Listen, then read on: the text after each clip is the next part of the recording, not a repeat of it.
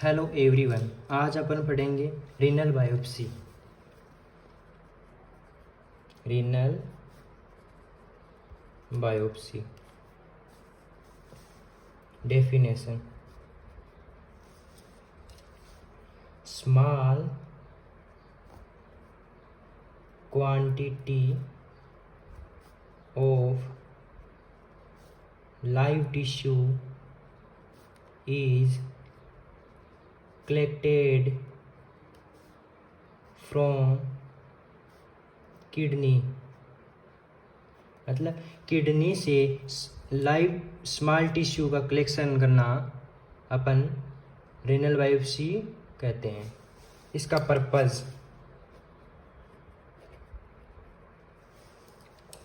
Purpose है cytological और histological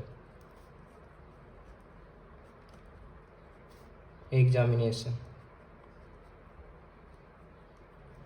Contra indication: किस में रीनल बायोप्सी नहीं करते हैं? Contra indication. एक नंबर, ब्लीडिंग डिसऑर्डर में अपन रीनल बायोप्सी नहीं करते हैं। Bleeding disorder. सेकंड नंबर पर है हाइपरटेंशन। थर्ड नंबर पे है सिंगल किडनी।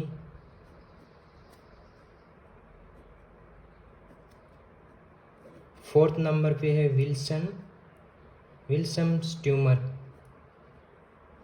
इन पेशेंटों में अपन रीनल बायोप्सी अवॉइड करते हैं।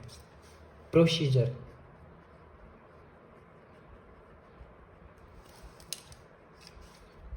एक है open renal biopsy,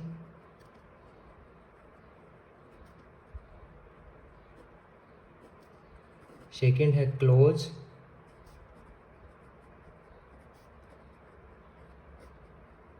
renal biopsy. First वाली open renal biopsy. Sample collect during surgical procedure: इसमें सैंपल का कलेक्शन करते हैं अपन सर्जिकल प्रोसीजर के दौरान। Sample is collect during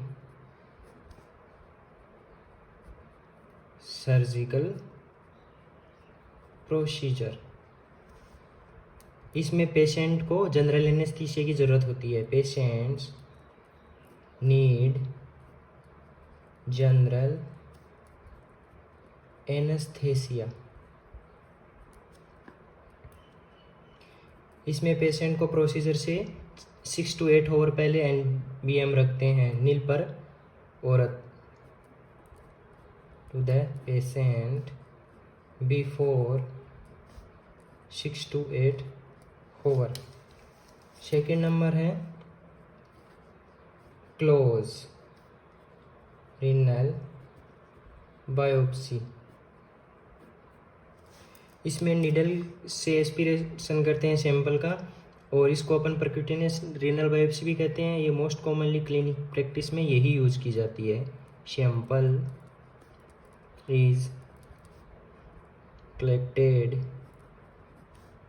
bye needle aspiration method. इसमें पेशेंट को लोकल एनेस्थीसिया की ज़रूरत पड़ती है। Patients need local anaesthesia. इसको अपन परक्यूटेनियस रीनल बायोप्सी भी कहते हैं।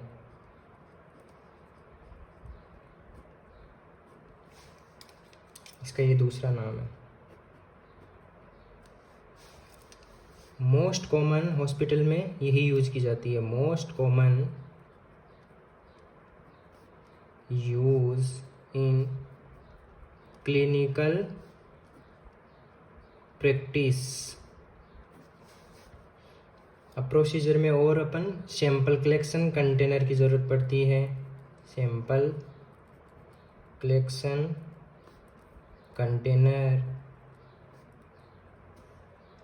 नीडल 16 गोज की नीडल की ज़रूरत होती है। Needle 16 gauge. 10% formalin as preservation के रूप में, जैसे अपन लैब में कुछ सैंपल भेजते हैं तो उसको प्रिजर्व करने के लिए 10% फॉर्मेलिन का यूज करते हैं। अब position,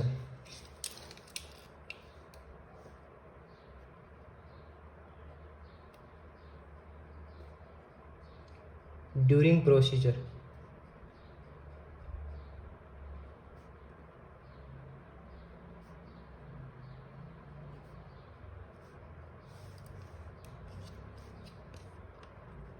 prone position,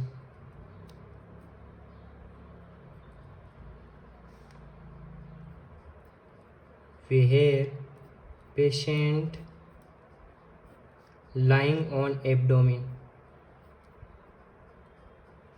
with a pillow under abdomen.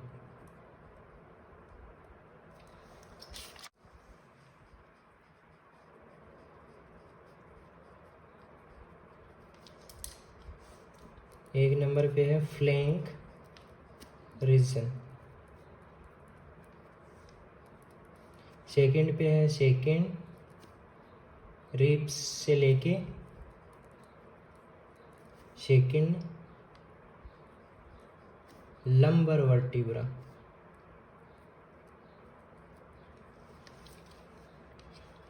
Procedure के दौरान नर्सिंग की रिस्पॉन्सिबिलिटी होती है, पेशेंट को बोलते हैं कि जब नीडल वो अंदर डालेंगे तब डीप ब्रीथ एंड होल्ड। इसका पर्पज होता है कि डायफ्राम पंचर नहीं हो। Nurse instruct to patient for deep breathe and hold just before insert the needle. Breathing को होल्ड रखना है 5 to 10 सेकेंड। इसका एडवांटेज है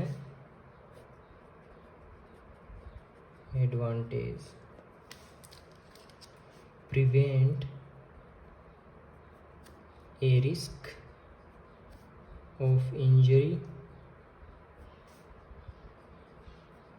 to the diaphragm.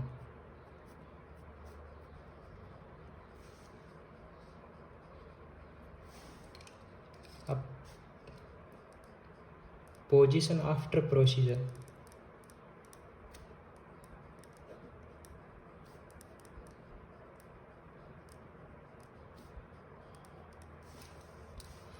After procedure position होती है सुपाइन पोजीशन और पंचर साइड पे पिल्लो डालते हैं जिसे ब्लीडिंग से प्रिवेंट किया जा सके। अप्लाई ए पिल्लो अंडर पंचर साइट। इसका एडवांटेज होता है प्रिवेंट रिस्क ऑफ ब्लीडिंग। अब कॉम्प्लिकेशन, ब्लीडिंग, ये इसका कॉम्प्लिकेशन है ब्लीडिंग। एक बार अपन वापस देखते हैं। Renal biopsy definition: small quantity of liver tissue, live tissue is collected from kidney. Kidney से live tissue लेना स्मॉल क्वांटिटी में रीनल बायोप्सी कहलाता है। इसका पर्पज़ होता है साइटोलॉजिकल और हिस्टोलॉजिकल एग्जामिनेशन के लिए। इसकी कॉन्ट्राइंडिकेशन मतलब किस में रीनल बायोप्सी अपन नहीं करते हैं? ब्लीडिंग डिसऑर्डर वाले में, हाइपरटेंशन में, सिंगल किडनी वाले में, विल्सन ट्यूमर वाले में। अब प्रोसीजर, इसमें एक होती है ओपन रीनल बायोप्सी, एक होती है क्लोज रीनल बायोप्सी। फर्स्ट पे है ओपन रीनल बायोप्सी। इसमें सैंपल कलेक्ट करते हैं सर्जिकल प्रोसीजर के दौरान। इसमें पेशेंट को जनरल एनेस्थीसिया की ज़रूरत होती है। इसमें पेशेंट को प्रोसीजर करने से 6 to 8 आवर NBM रखते हैं, मतलब नील बाई माउथ, मतलब पेशेंट को माउथ के थ्रू कुछ भी नहीं देते हैं। अब सेकंड पे है क्लोज रीनल बायोप्सी। इसमें सैंपल कलेक्ट करते हैं नीडल एस्पिरेशन मेथड के द्वारा। इसमें पेशेंट को लोकल एनेस्थीसिया की ज़रूरत होती है। इसको अपन दूसरे शब्द में परक्यूटेनियस रीनल बायोप्सी भी कहते हैं। मोस्ट कॉमन क्लिनिकल प्रैक्टिस में यही यूज की जाती है। प्रोसीजर में और क्या क्या यूज किया जाता है, सैंपल कंटेनर का ज़रूरत पड़ती है, नीडल 16 गॉज की यूज़ की जाती है, 10% फॉर्मेलिन एज प्रिजर्वेशन के रूप में काम में लिया जाता है। जैसे अपन कोई टिश्यू का सैंपल लैब में भेजते हैं तो उसको प्रिजर्व रखने के लिए। अब पोजीशन ड्यूरिंग प्रोसीजर के दौरान पेशेंट को कौन सी पोजीशन देते हैं? प्रोन पोजीशन देते हैं। जैसे पेशेंट को एब्डोमिन के बल लिटा देते हैं और एक एब्डोमिन के नीचे पिलो डाल देते हैं।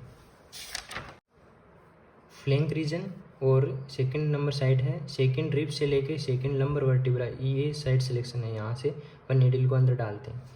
अब जब नीडल को अंदर डालते हैं तो नर्स क्या इंस्ट्रक्ट करती है पेशेंट को कि जब नीडल अंदर जाए तब आपको ब्रीथिंग को होल्ड रखना है 5 से 10 सेकंड के लिए, जिससे इससे पेशेंट के डायफ्राम को इंजरी नहीं होगी। अब पेशेंट को प्रोसीजर के बाद में पोजीशन कौन सी देते हैं? सुपाइन पोजीशन और अंडर पंचर साइड के अंडर एक पिल्लो डालते हैं, जिससे ब्लीडिंग का रिस्क कम हो जाता है। अब इसके कॉम्प्लिकेशन है bleeding. Thank you so much.